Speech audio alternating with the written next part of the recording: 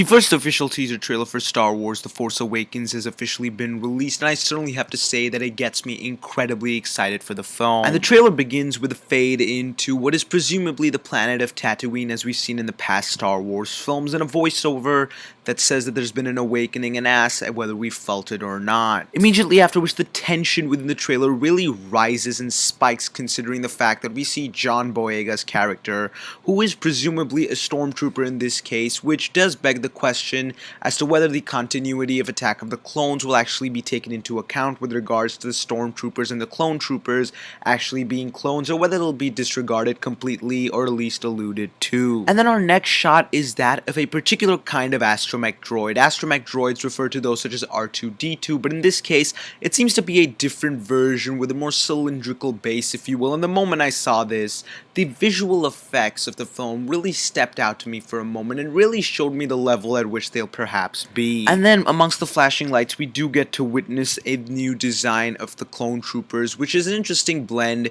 of those we see in the original trilogy and those in the prequels. And it does seem like they're going out into battle, and of course we have no idea or no context of what battle this might be. At the same time, by showing so little with certain flashes here and there, the film managed to create a great degree of hype. And then we see Daisy Ridley's character, presumably Princess Leia's daughter, get onto a particular kind of speeder and go into the distance, and it's the design of this speeder alone that really gave me an interesting feeling with regards to how they're making new designs for certain things in certain vehicles. At the same time, they seem within the very Star Wars universe that we already know. And then we get our first glimpse, in fact, of Oscar Isaac, who is surprisingly enough playing a rebel pilot. We can tell that he's a rebel because of the logo on his helmet that is the Alliance Starbird, perhaps alluding to the idea that the Empire might be rising again, or at least a dark force that is going to spark this kind of a rebellion. And then we see several X-Wing fighters in a relatively low altitude conflict similar to that we witnessed in The Empire Strikes Back. And then it is this next shot that seems in a particularly different location, and even by the way it was shot,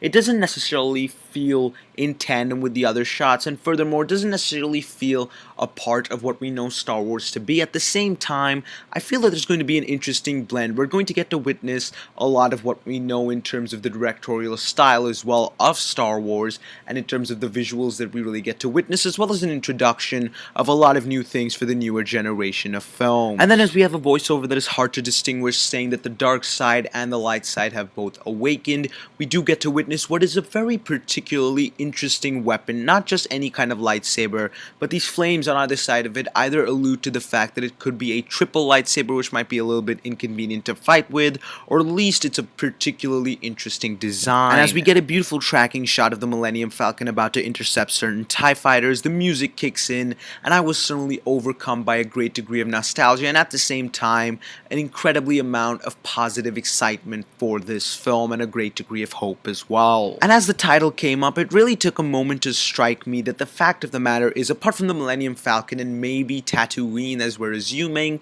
they haven't shown a lot that we already know of within the Star Wars universe, apart from, say, the X-Wing fighters. Rather, they did not have any shots of Luke, Leia, or Han, thereby showing that they are able to create this sense of Star Wars 1 and of course excitement in general without having to allude too much to the past films, something I was worried about at first, but something I'm incredibly pleased by now. And now I certainly cannot wait for December 2015, simply because Star Wars The Force Awakens is one of my most anticipated, if not the most anticipated film of mine for next year.